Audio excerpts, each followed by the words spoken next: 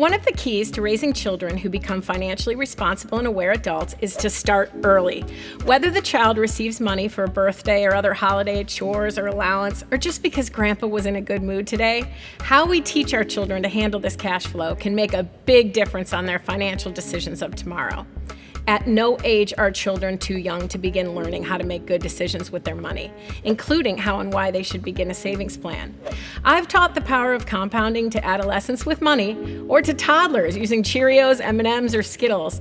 And one of my favorite ways to teach children money management is by using buckets or pools of money that can include spending, savings, and even charitable giving.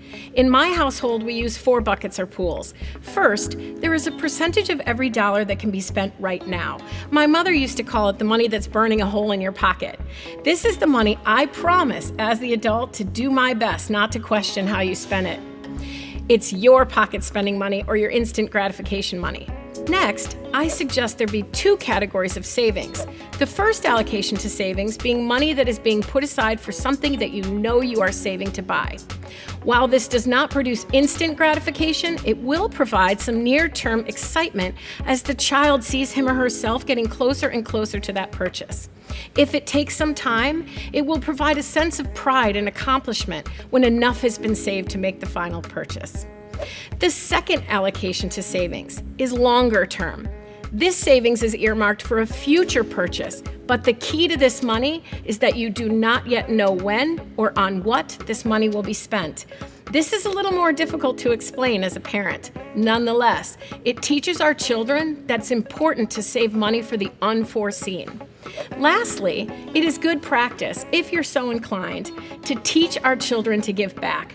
Allocating a small percentage to a bucket or pool earmarked for charitable contributions can be the beginning of your child's lifelong commitment to community. Allowing this amount to build maybe for half of the entire year, and then letting the child choose the charity based on their own beliefs pairs good financial habits with a lesson in being an active and compassionate participant in helping others.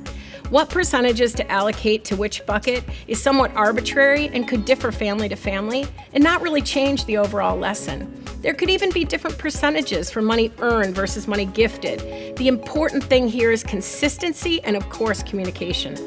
The older the child, the more input they could have on what form this takes. This simple process becomes a stepping stone to many good family conversations about money.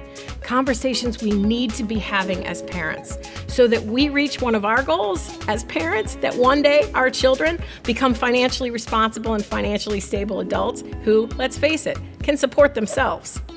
Thank you for watching Mark's Market Minute. Like us on Facebook, follow us on Twitter, and visit us at www.baehrendmarks.com to learn more about who we are and what we do.